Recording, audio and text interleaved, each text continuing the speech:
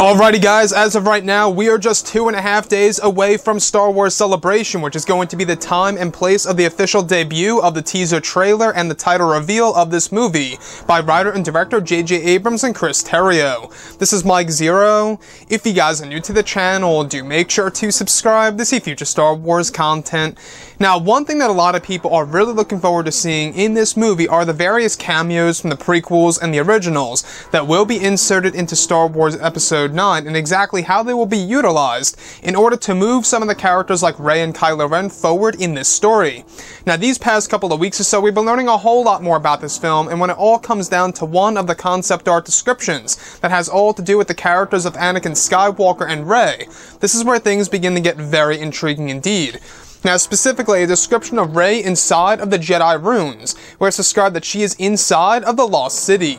It's described that Rey is hearing voices of Anakin Skywalker in the distance, luring her toward the Jedi runes to discover many secrets in the film.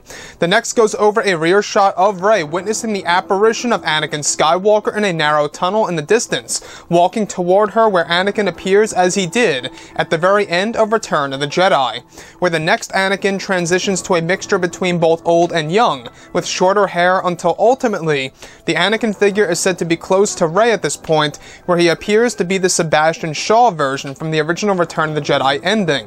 It's described to be a moment in the film in which Rey witnesses the Force ghost of Anakin Skywalker shape-shifting through 3 different phases from his younger self to his older self in the film.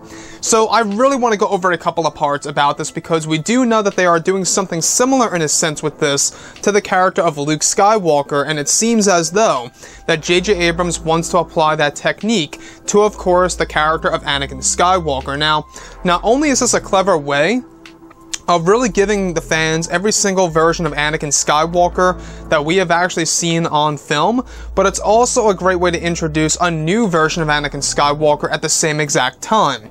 Now, we also know that they were doing something similar with the character of Luke and, of course, Obi-Wan Kenobi in this movie. There was a lot of controversy on whether or not it would be a good idea to do something like this, where you're mixing a character between both of course, old age and, of course, of young age at one phase in the Force Ghost itself. Now, this may very well be, alright, J.J. Abrams' way of basically kind of making it more canon that a Force Ghost can actually shapeshift and change its appearance from movie to movie. And I think that, you know, when we're dealing with Force Ghosts, we do know that the sequel trilogy right now is really going to focus on evolving the Force Ghost. And that was all started by Rian Johnson. A lot of people did not agree with that, which is fine. When Yoda used the lightning strike on the tree, at first I was like, I don't know what was going on there. I don't know how in the world a Force Ghost would be able to manipulate the mortal world, especially the weather in the sky. That's one big question open on the table.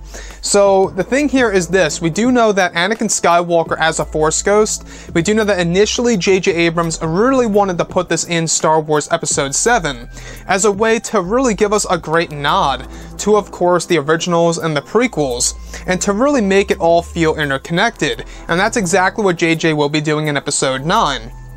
Now, I want to go over the Lost City.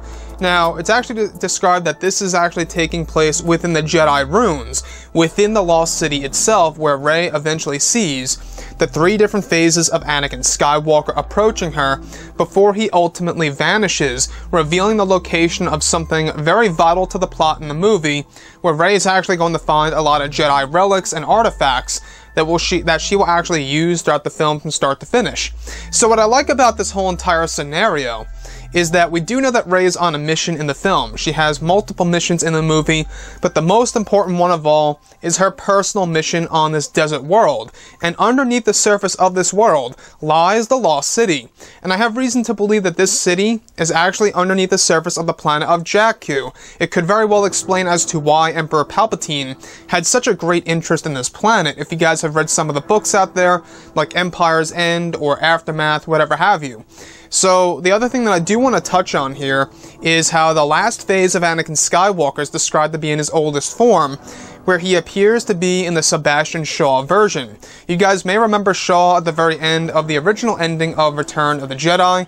He is also the guy who played the Anakin Skywalker face when the helmet is actually lifted off from Luke Skywalker. You see his burns, you see how he has no hair, he's bald.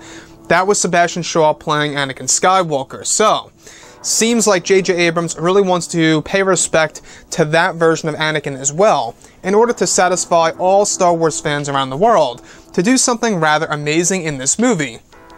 Now, the thing here is this: we do know that Rey and Anakin Skywalker have this odd and strange connection in the movie after she repairs the Skywalker lightsaber. And that really does raise a lot of questions now, doesn't it? Is she a Skywalker? Is she somehow connected to the Skywalker DNA? That's another question for sure, indeed, that a lot of people are trying to figure out. Do I think that she's a Skywalker? Realistically speaking, I don't think it's going to happen, but I think that there could be some way that J.J. Abrams will connect her to the Skywalker bloodline. Like I say, they could always do something wild where maybe she was cloned from Luke Skywalker's severed hand, and that's why there's a testing site on Jakku.